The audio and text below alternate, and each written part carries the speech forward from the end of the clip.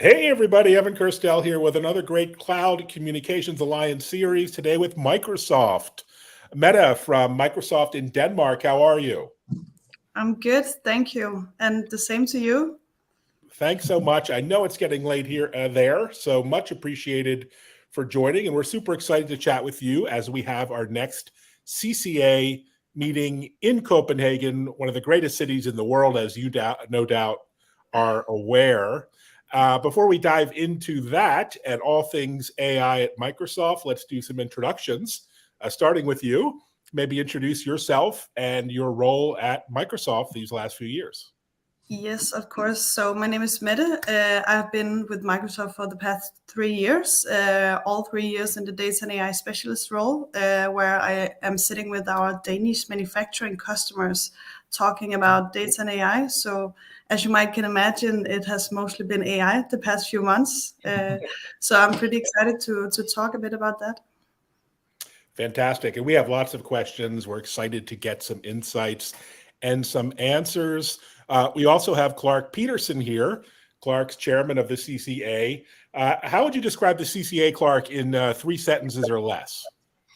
I describe it as CCA is the largest alliance of cloud communications providers in the world, and we really serve as the voice of the industry to where you can meet the top analysts and top experts and also be able to tell your story to them as well as hear from them industry insight. Fantastic. Well, good to have you here. And Joe Marion, who everyone knows at the CCA and beyond. Joe, how long have you been in this industry? Maybe 50, 60 years? I was in this industry before there was even telecommunications. So a long time ago. When Watson made his first phone call, I was around. It was, hey, Joe, that was the call. Give us a fun fact about the CCA, something interesting that someone might not be aware of. Well, Cloud Communications Alliance started almost 20 years ago as a kind of a handful of BroadSoft providers. Now, most people don't even know what BroadSoft is anymore because it was acquired by Cisco, and we've expanded really literally all around the globe, all kinds of platform providers. A fun fact, I think if we took 5% of all the merger and acquisitions that occurred as a result of the Cloud Communications Alliance members meeting at our meeting, we'd be a very, very wealthy organization. That would be an interesting business model. Sadly, that's not the CCA, or nonprofit, I believe. So yeah, we are. That is good to know. And so, Mette, let's get over to you. This must have been the most exciting 3 years in your career, watching the developments of AI, particularly in the Microsoft world. What are some of the big milestones that you've been particularly involved with or excited about?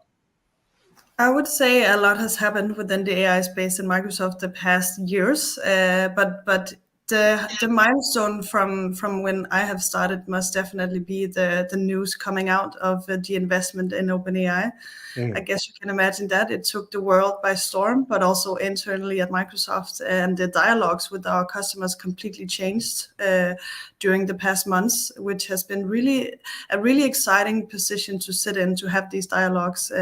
Also coming into the whole AI space, I think a lot of the organizations throughout the entire world has seen AI as something that is far out in the future, and especially the use cases being very complex.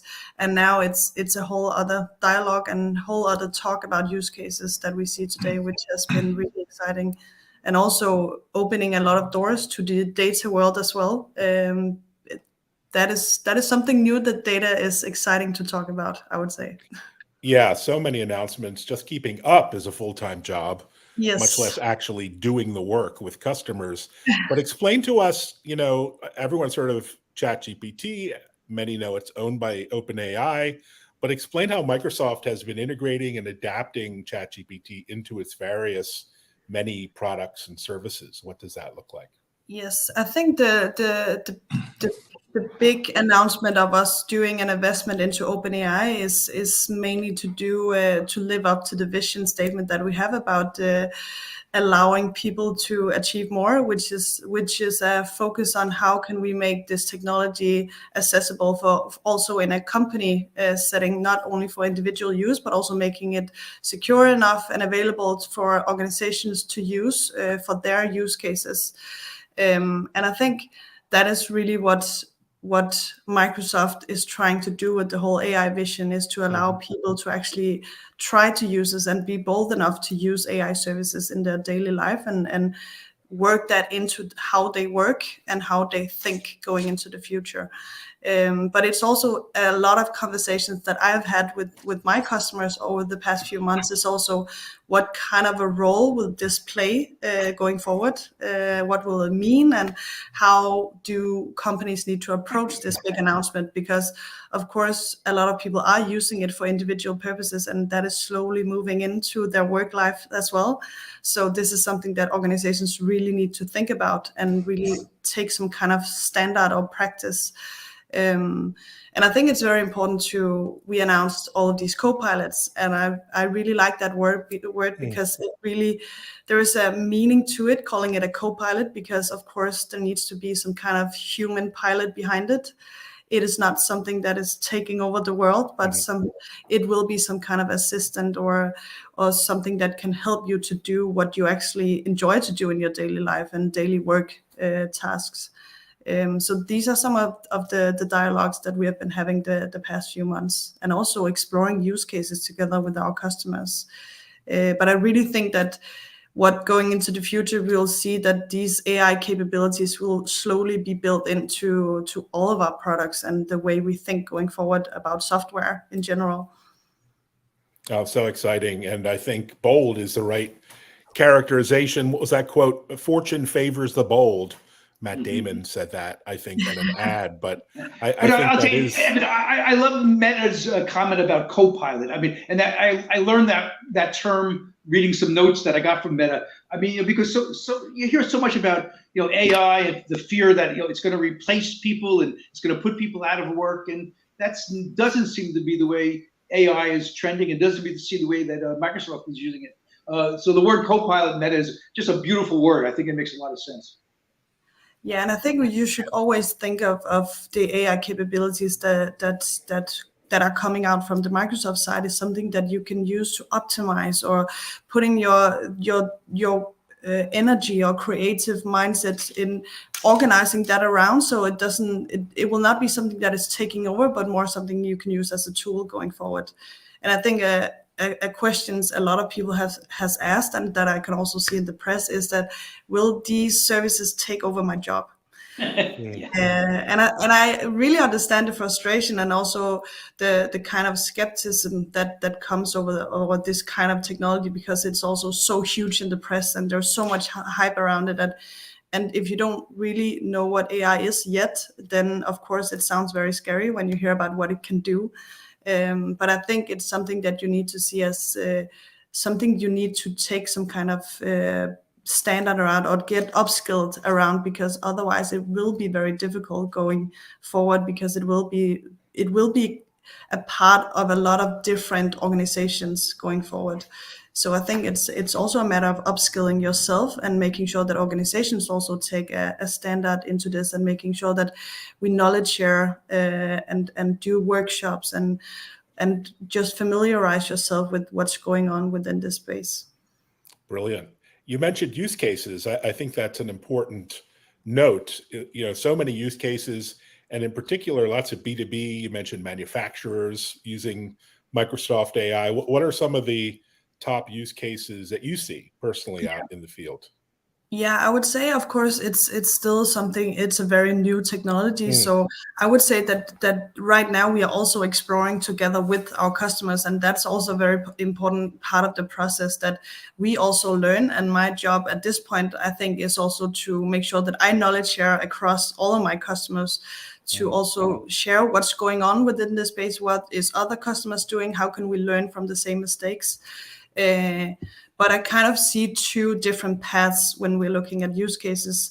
There is one path that is more how can we optimize processes? How can we make stuff smarter? How can we increase our efficiency and so on in a very simple daily work tasks, such as summarization and content creation and code generation and stuff like that.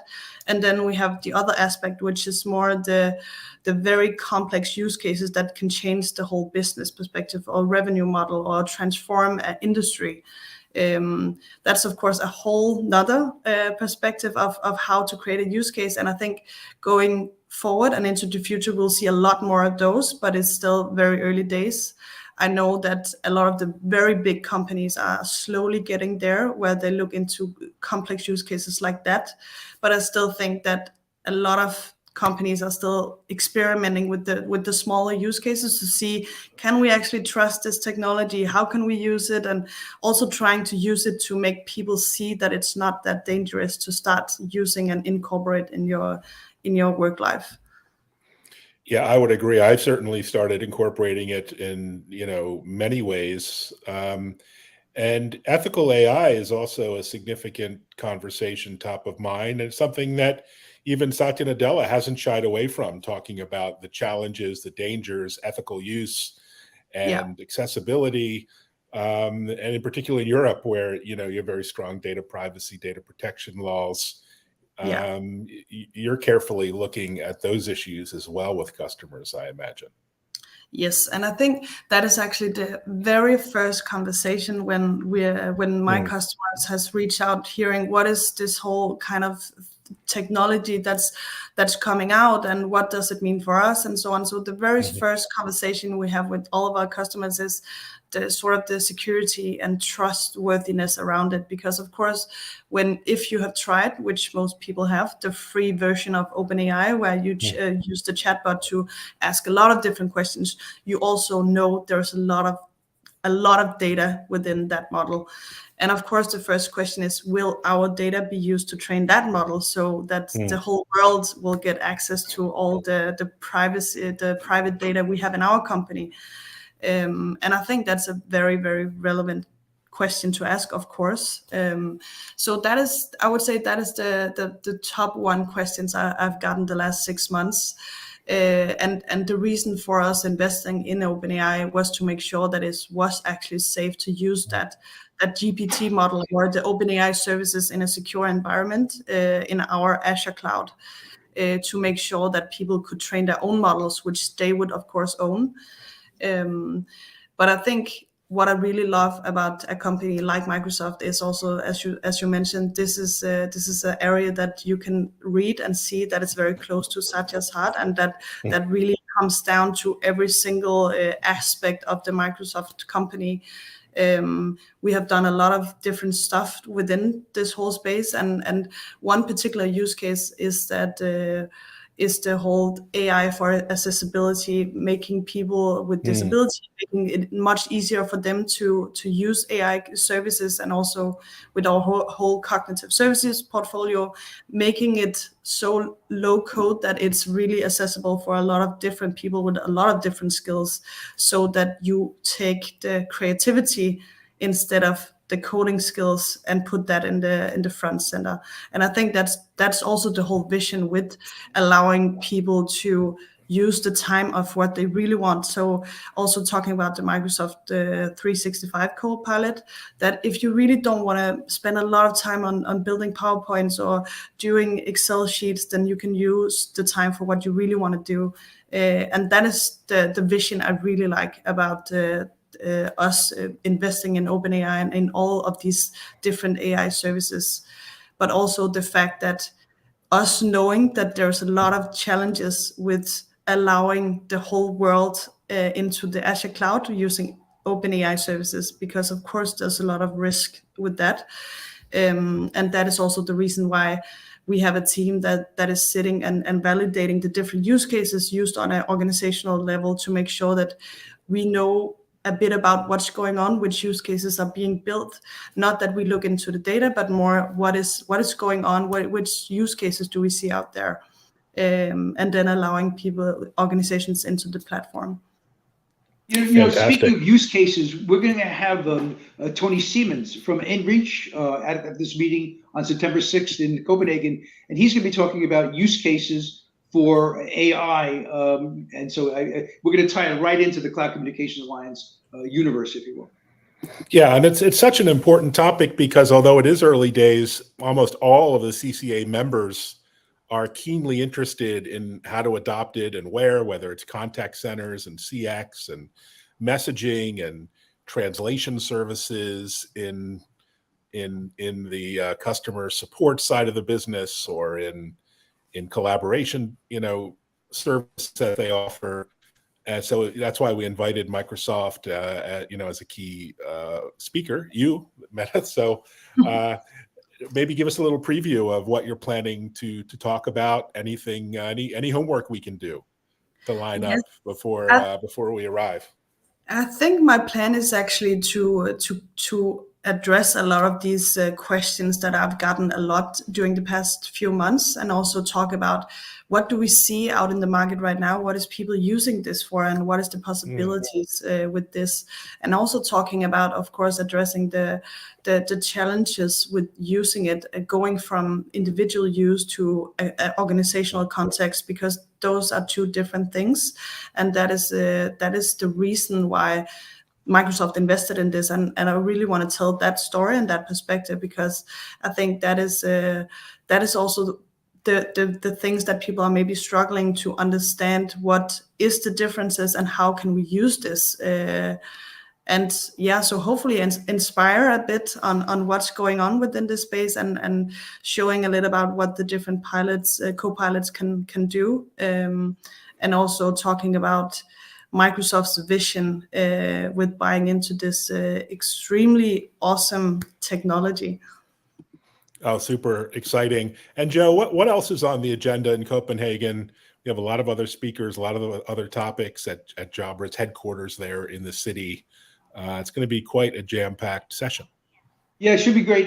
Besides AI, we're going to be speaking about sustainability. Probably AI sustainability, probably the two leading drivers in communications today in Europe, we're finding. And we're going to talk about regulatory, what AI regulatory things are out there in in Europe that are affecting the cloud communications providers. It's going to be really interesting. And your hometown, Meta, maybe you can share some tips for the tourists coming in to the city. What should they do if they have a few hours or a day to spend in the city of Copenhagen? I've been there a couple of times, so it's a beautiful place. But any advice? Where should folks do? What should they? Where should they go? Yes. I'm really excited that this event is going to be hosted in Copenhagen. I really love the city, and hopefully in September it will still be kind of good weather. And I think my biggest tip, and if you have been here before, you definitely know this, that Copenhagen is a really big cycling city. So there's a lot of bicycles everywhere. But I also think that this is the top one possibility to actually see the city is renting a bike, going around the city, and there's a lot of different beautiful places that you would come around if you would take a stroll around the city. And then all the restaurants here are awesome. So there's you're in for a treat. And speaking of restaurants, we're going to be having dinner in downtown Copenhagen the night of this event. So we'll get a chance to all share Copenhagen together. And Meta, it is really one of my favorite cities in the world. Yeah, I love being here. So I'm looking forward for you guys to come and enjoy the city as well. We can't wait. Well, thanks so much for giving us a bit of a preview of your talk, and for spending time, educating our audience. I know it's late. Much appreciated. And thanks, viewers. Thanks for watching.